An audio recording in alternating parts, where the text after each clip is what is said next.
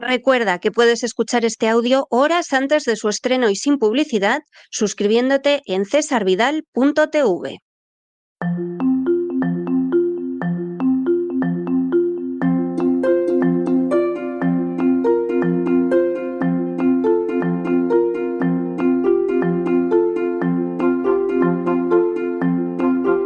Palabras al aire con Sagrario Fernández Prieto.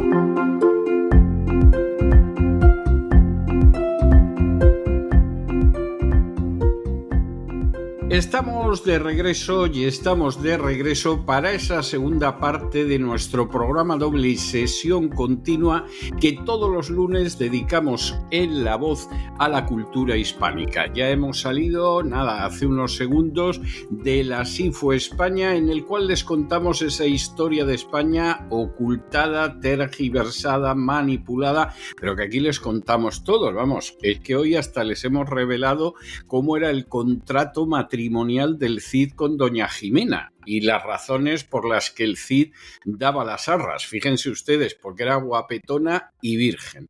¿Cuántas veces les han contado ustedes eso antes? Bueno, ya saben que después de ese rato en el que contamos la historia de España y en el que se queda con nosotros todavía unos minutillos más don Lorenzo Ramírez, pasamos a una segunda parte de ese programa doble y sesión continua en el cual nos acercamos a la lengua española, que es el mayor legado que ha dejado España al acervo común de la humanidad. Y hay quien nos echa una mano siempre con sus palabras al aire, es doña Sagrario Fernández Prieto.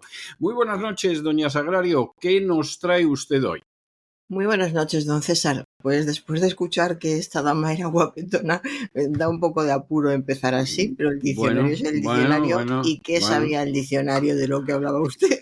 Exacto. Porque sí. La palabra del día es hormigón. Y claro, comparar... Sí, entre guapetona y hormigón, la verdad claro, es que sí. Hay diferencia, Hombre, ya lo creo. Hormigón es una palabra que conocemos todos, procede de hormigo, y hormigo significa gachas de harina. Es la primera sorpresa, porque parece que el hormigón debería de tener otra procedencia. Sin embargo, es muy irónico. A mí me hace mucha gracia cuando encuentro palabras en el diccionario que llevan detrás mucha ironía.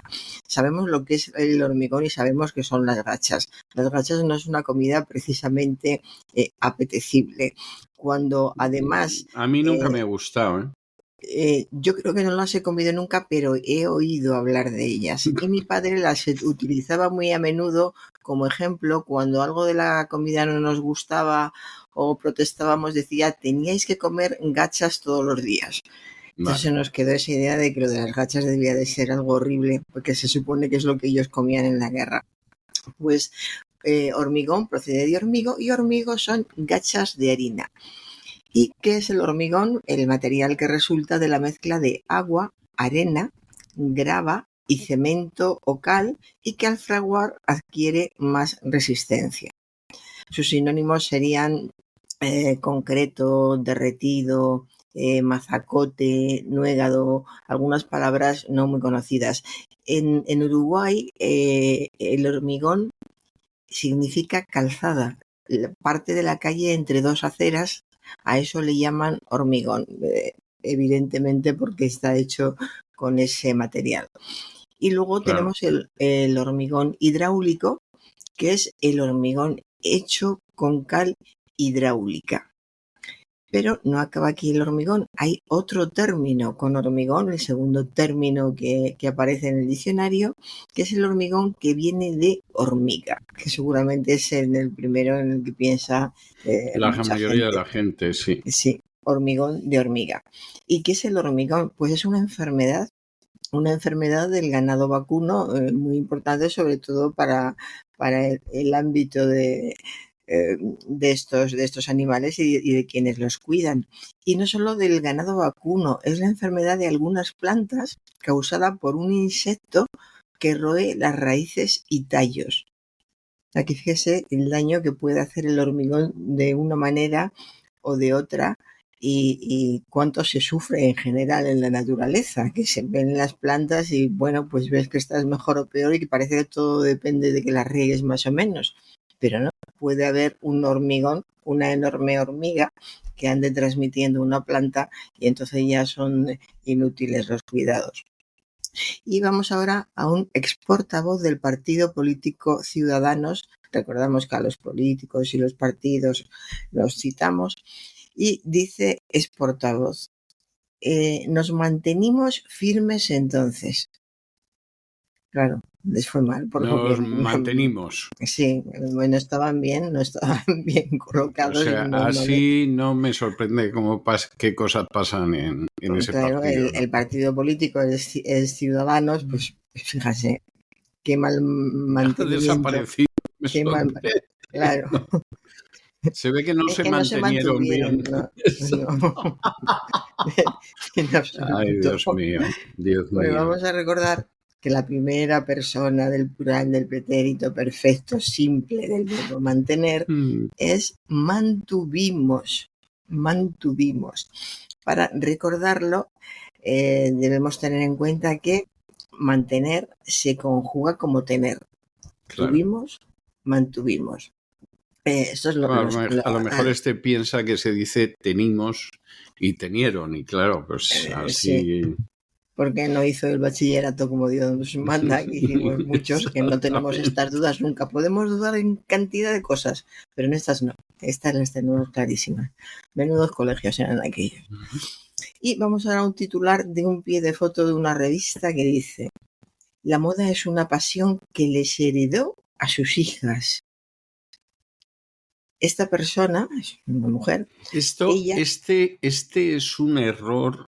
Este es un error que he oído oyendo cada vez más. O sea, el dejar en herencia, cambiarlo por heredar. Sí.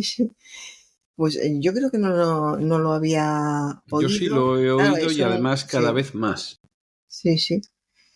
Pues la moda es una pasión que les heredó a sus hijas, correcta y habitualmente diríamos, la moda es una pasión que heredaron sus hijas. Simplemente sería así. Voy a observarlo a ver si lo encuentro más a menudo. Yo les digo que para mí es la primera vez y ya iremos viendo. Y vamos a continuar con un presentador de un programa de variedades de televisión que dijo que hemos tenido un año que ha sido hialurónico. Claro, esto viene alguien de otro planeta a espiarnos y a coger notas para ver cómo hablamos y qué queremos decir, y se queda un año que ha sido hialurónico. Quizás, sobre todo, muchas señoras sí se hacen idea de a qué se refiere. En medicina y en química, el ácido hialurónico es un polímero abundante entre las células del organismo, muy utilizado en medicina y en cosmética. De hecho, cuando se sale por las noches o se va por determinadas zonas de las ciudades, se encuentra muchísimo ácido hialurónico. Yo siempre pienso, porque el ácido hialurónico dura un tiempo, se va absorbiendo por el organismo y va desapareciendo.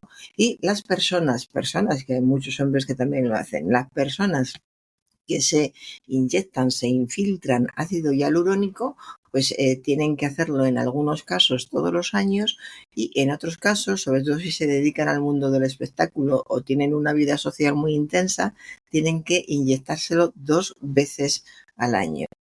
De modo que no es nada fácil este asunto, y sobre todo no es nada fácil, parece, de inyectar, porque se ven caras realmente terribles. Lo curioso es la facilidad que tiene la gente. Esto me lo han dicho algunos médicos, que cuando llega un paciente, una paciente, y hablas con él y le convences de lo que le hace falta, y luego cuando le hace falta, si le sabes tratar y decirle está mucho mejor que antes porque esto lo tiene de esta manera y de otra, todo dándole un toque profesional, ese señor o señora que puede salir de la consulta, que no le reconoce nadie de la familia y que está realmente mal, sobre todo si es reciente, porque tarda un tiempo en reafirmarse un poco el asunto, pues sale tan contento pensando que ha hecho algo bien, y hay auténticos destrozos, y además en gente muy joven, cada vez más chicos, pero sobre todo chicas también, chicas que ahorran, Están ahorrando poquito a poco para hacerse tratamientos de estética. A mí me parece terrible, me parece una sociedad tan absurda, o sea, perder tanto tiempo y tanto dinero en esto, cuando tienes que pasar ese tiempo cuidando lo fundamental. Luego ya, cuando tengas 40, 50 años ya verás lo que haces, pero de momento estudia, trabaja, diviértete, incluso sé una chica más, pero no hagas estas cosas, por favor. Lo que pasa es que la chica que tiene el pecho pequeño no está dispuesta a esperar hasta que tenga 30 o 40 años, o 40 o 50. Pero lo malo, por ejemplo, en el caso de estas intervenciones, es que hay que revisarlas cada X tiempo. No sé ahora, pero yo sé que no hace muchos años era cada 5 años. Cada 5 años pasar por un quirófano, que siempre es un riesgo un quirófano, siempre. Pasar por un quirófano Sí. para que te quiten unos implantes y te pongan otros me parece realmente terrible, terrible. Pero en fin, así es la sociedad en la que vivimos. ¿Y por dónde íbamos? Pues íbamos por el hialurónico, claro, un polímero abundante entre las células del organismo, muy utilizado en medicina y en cosmética. Pues nada, ahí lo dejamos y a utilizarlo lo justito y necesario. Y vamos ahora a otra doctora, una doctora en un programa de televisión que dijo, tenemos que entender de que es preciso ventilar para que el ambiente sea saludable. Bueno, lo primero es que no hace falta que nos diga ninguna doctora que hay que ventilar todos los días para que el ambiente sea saludable. Pero que nos diga algo tan obvio e introduzca un dequeísmo, pues eso ya no está bien, no está bien. Tenemos que entender que es preciso ventilar para que el ambiente sea saludable. Nada de deques. Y continúo sobre un debate en el Parlamento en el que alguien comentó que ese debate fue un espectáculo circense.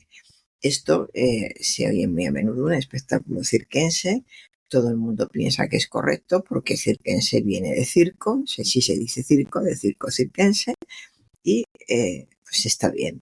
Pero resulta que circense procede de circensis. Entonces fue un espectáculo circense. Aunque no suene bien y suene mucho mejor lo que he dicho antes, que ya no voy a repetir, es un espectáculo circense. ¿Y qué significa un espectáculo circense? No necesariamente de circo. Es algo relativo a él, pero también se utiliza este término para decir que fue un espectáculo espectacular, aparatoso, ridículo, depende del contexto. Y, sin embargo, refiriéndose a los juegos de la antigua Roma, que eran un espectáculo también, que se desarrollaban en el circo, sí tenían este sentido de espectáculo, y cuando hablamos de esa forma, refiriéndose a los espectáculos circenses, entonces sí diríamos circenses. Y vamos con otra cosa, y no se puede olvidar lamentablemente el calor que hace estos días. Y en estos días, dice alguien en televisión, en estos días de altas temperaturas no hay que olvidar hidratarse con difusiones. Con difusiones. Te consuela mucho cuando alguien en televisión... Me ha dejado usted verdaderamente descolocado. Claro, porque usted se levantaba al baño y a buscar un frasquito con agua para que tenga un difusor, ¿no? Para echárselo por la cara o algo así. Yo es lo primero en lo que pensé, en un difusor de ese tipo. No hay que olvidar hidratarse con difusiones. Difusión sería extensión, dilatación excesiva en lo hablado. En lo escrito sería la acción y efecto de difundir. El antónimo, lo contrario, sería concentración. Lo contrario a difundir es concentrar. También sería la extensión, dilatación excesiva en lo hablado o escrito, pero todo esto no sirve de nada porque en realidad lo que quería decir esta buena persona es que en estos días de altas temperaturas no hay que olvidar hidratarse con infusiones. Ya puede ser fresquitas. Y continuamos con un informativo de televisión que dijo que las fachadas siguen radiando calor a las 9 de la noche. Radiando. Radiar, es difundir por medio de las ondas electromagnéticas sonidos e imágenes.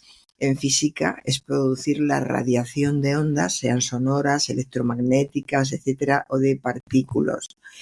En medicina es tratar con radiaciones una enfermedad. En realidad, ¿qué es lo que quería decir esta noticia? Que las fachadas siguen irradiando calor a las 9 de la noche. Irradiando del latín, irradiar del latín irradiare, dicho de un cuerpo, despedir rayos de luz, calor u otra energía. Es un sinónimo de emitir, de matar, de emanar, perdón. También significa someter algo a una radiación, transmitir, propagar, difundir. Y ahora vamos a una señora, a una política, que es un verdadero espectáculo. Hay grupos de amigos que se intercambian las palabras que dice y hablan mucho de ella. Como es una política, voy a decir el nombre, María Jesús Montero. María Jesús Montero, hay que reconocer que cada vez que habla le hacemos caso. Marisú, como la conocen los amigos. Marisú. Hace poco le dedicaron un programa especial hablando de su vida y le dedicaron 2 programas, no tuvo bastante con uno. No vamos a hacer comentarios sobre por qué no tuvo bastante con uno. Pero, en fin, 2 programas hablando sobre su vida. María Jesús Montero, vicepresidenta primera del Gobierno de España y ministra de Hacienda. No es cualquier cosa la señora. Pues nada, aparece María Jesús Montero para anunciar que va a aparecer después el presidente, que ya tiene su gracia, ¿no? La vicepresidenta aparece para anunciar que va a aparecer el señor presidente. ¿Hace falta esto? Esto se ha hecho siempre, se hace en otros países. No importa, pasemos. Y entonces dice la señora Montero: siempre que aparece ante ustedes, contesta de todas aquellas preguntas.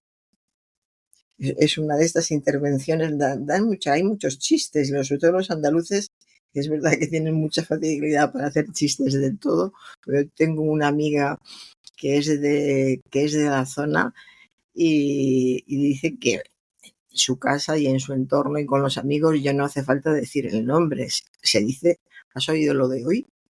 Y entonces recuerdan algo que ha dicho esta ministra de Hacienda.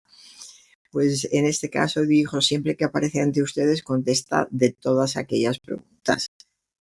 Si dice contesta de todas aquellas preguntas, parece que va a decir después de todas aquellas preguntas que tienen que ver con el tema o con el asunto que nos trae aquí, o contesta de todas aquellas preguntas que ustedes quieran hacerle. Fue una más de la señora Montero y simplemente tenía que haber dicho que siempre que aparece ante ustedes, contesta a todas sus preguntas. Y ya está. Y continuamos con una jovencita en una entrevista. Futuramente me gustaría dedicarme al cine. Futuramente. Era muy jovencita. Futuramente. En el futuro, sin más. En el futuro me gustaría dedicarme al cine. Curiosamente, el adverbio futuramente no está en el diccionario, no aparece.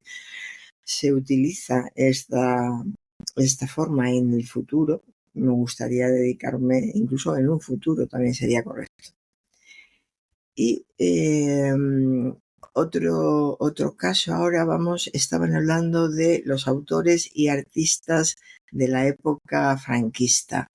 Y entonces dijeron que habría que recuperar el mundo de la psicalipsis. Psicalipsis, a mí me hizo mucha gracia, me sonó muy antiguo a mis padres, cuando hablaban sobre todo de lo psicalíptico. Es que eso fue... Vamos a ver, eso procede de un empresario teatral de Barcelona que era incapaz de decir apocalíptico. Y entonces cuando quería hablar de que iba a montar una revista que iba a ser apocalíptica, decía que la revista iba a ser psicalíptica. Y claro, lo del psicalíptico fue entrando en el lenguaje normal, no sin un puntito de WhatsApp, todo hay que reconocerlo, y ahí se quedó, claro. Pero venía de este hombre que parece ser que como empresario era muy efectivo y ganaba mucho dinero, pero luego a la hora de expresarse tenía sus dificultades y el apocalíptico lo convirtió en psicalíptico. Psicalíptico lleva tiempo ya en el diccionario académico. Sí. Es de inicios del siglo XX lo de este hombre. Significado de malicia sexual o picardía erótica. Claro, porque eran revistas, o sea, este hombre andaba en el cuplé, en la revista, etcétera, etcétera. A mí me dicen psicalíptico y pienso en este actor, que ahora no me sale el nombre, con bigote, que hacía el papel. Como no me dé más pistas. Que hacía el típico papel de español bajito con José Luis López Vázquez. López Vázquez. O sea, fácil. Parece señor bajito de muchos, pero con bajito con bigote que haga cine, López Vázquez. Bueno. Pues es una palabra que siempre que la oigo pienso en él. Seguramente la dijo, no sé cuántas veces, pero yo desde luego la asocio con él y con sus películas.